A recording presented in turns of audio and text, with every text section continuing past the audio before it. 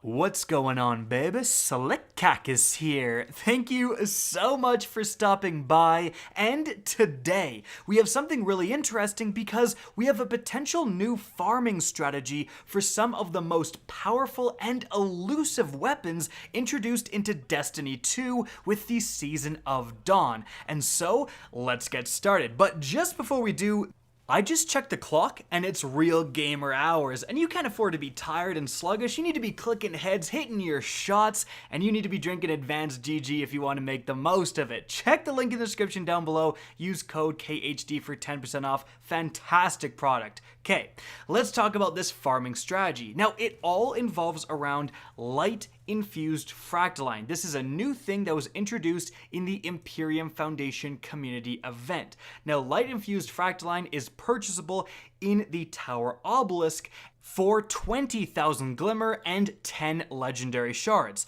And what it's used for is to increase the rank of your obelisks. So one Light Infused Fractaline will level up an obelisk by 1 level, and that's going to increase your overall resonance power, and you're going to get polarized Fractaline every single week based on your resonance power. So if you're investing in Light Infused Fractaline and then leveling up your obelisks, you're going to get more and more polarized Fractaline every single week, which is going to let you contribute to that massive community goal, which is right now in like the 3 billion Fractaline mark, and also going to let you farm the absolute crap out of time lost bounties.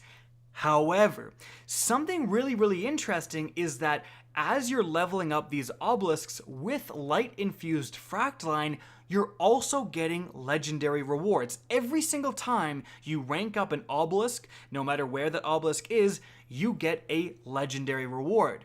Now, here's the interesting thing. Sometimes that legendary reward is a piece of the new Season of Dawn armor set, but sometimes that legendary reward belongs to the legendary world drop loot pool. And this is a very big deal. With Season of Dawn, some unbelievably powerful weapons like the old-fashioned, the Last Hope Sidearm, which can get Feeding Frenzy multi-kill clip and is like one of the best primers in the entire game, those were added into that world drop legendary loot pool. So every time you get a legendary engram randomly from an enemy, you have a chance to get one of those new weapons.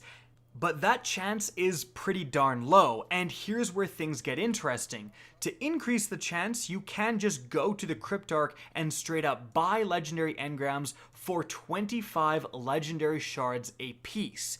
But if we go back to the pricing of Light Infused Fractaline, it's only 10 legendary shards and again 20,000 Glimmer. And if you go to the Spider, who's the currency exchange guy, you have another really interesting factor to consider. Sometimes he's going to sell 10,000 Glimmer a pop for 10 legendary shards. So that's 20 legendary shards from the Spider, 10 additional to buy the polarized Fractaline, and it's 30 in total. So not that efficient. But sometimes, as you can see, he sells 10,000 Glimmer for only 20 of a certain resource.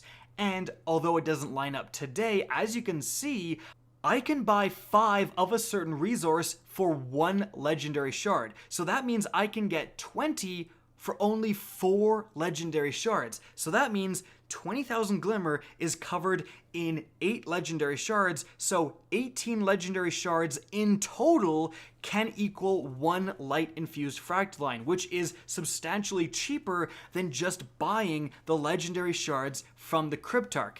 So you see where I'm going here. It's a little complicated, but essentially, if you are able to buy Glimmer from Spider for a specific resource. Like yesterday, it was 20 data lattice to get 10,000 Glimmer, and he was also selling data lattice at the same time for 1 legendary shard. So if you're doing that conversion, you can farm the absolute crap out of legendary world drops for cheaper than normal, which is huge for trying to get these super elusive weapons. And so, for science, I got 150, actually 152 Light Infused Fractalines, and I opened them all, and I really paid attention to the loot I was getting. I actually opened 50 on Nessus, well 52 on Nessus, 50 on Mars, and then 50 on the Tangled Shore, to compare if there was any difference in the loot I was getting as well. And what are my results? Is this actually a worthwhile farm for people to do if they're chasing those God Roll, Uriel's Gifts, and Last Hopes, and all of that stuff?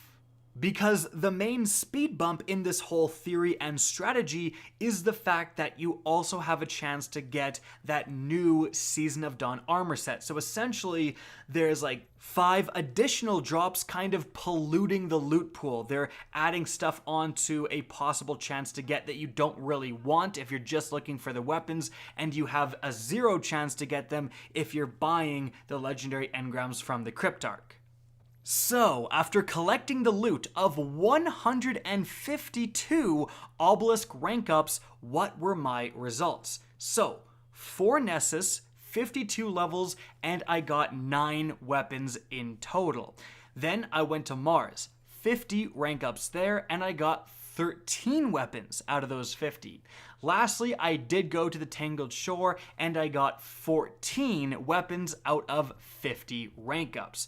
And in total, this converts to, out of 152 levels, 24%, or around that mark, was weapons, and the rest was armor.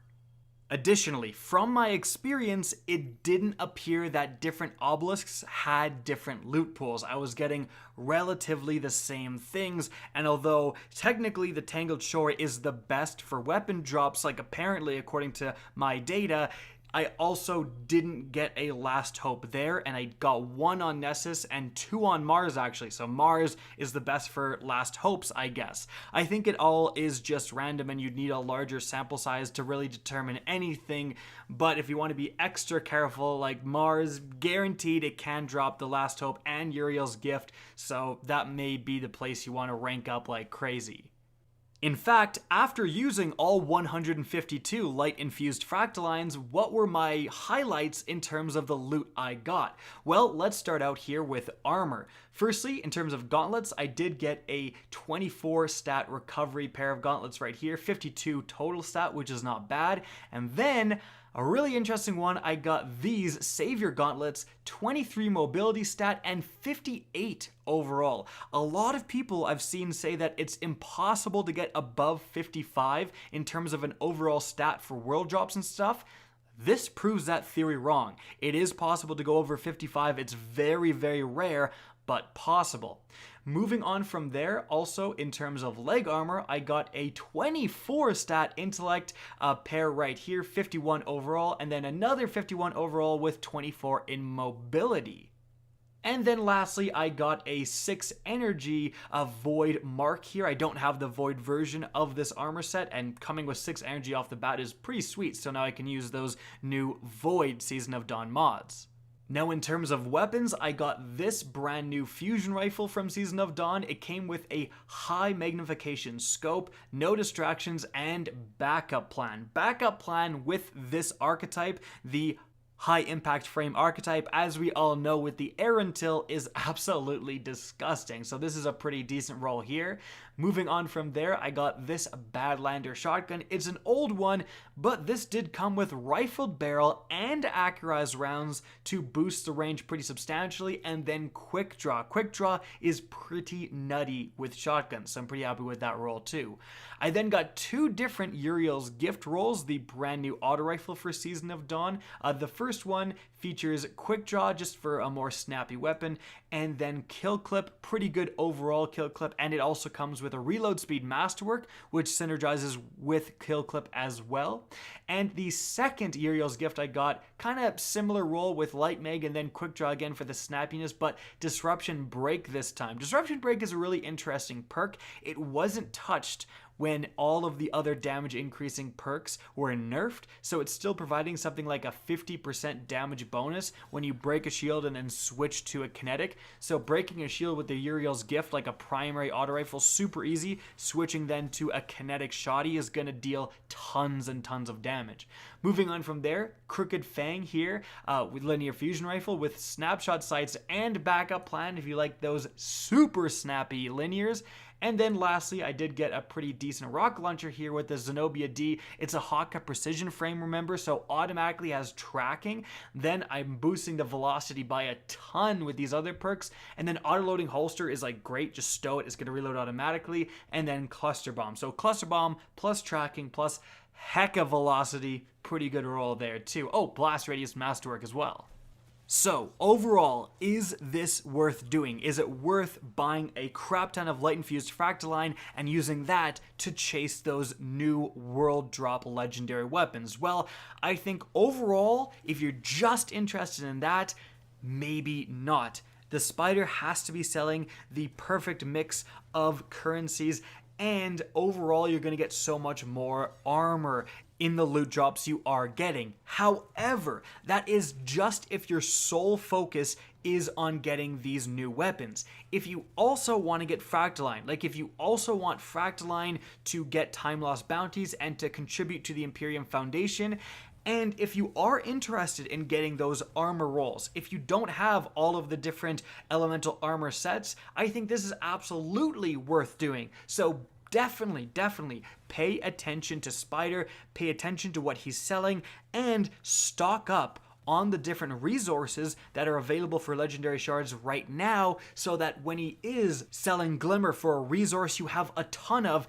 then you can just buy so many Light Infused Fractaline and farm the crap out of this stuff. Guys, that's it for the video. I hope you enjoyed. Found this informative. If you did, please remember to help me out by simply rating and especially sharing this video. If you guys want to see more Destiny 2 content similar to this, don't be afraid to slap that subscribe button. If you want to get in touch with me and keep up to date with the latest channel activity, the best way is to follow me on Twitter at RickKackis. That's linked in the description down below. Again, I hope you enjoyed the video, and as always, have a good day.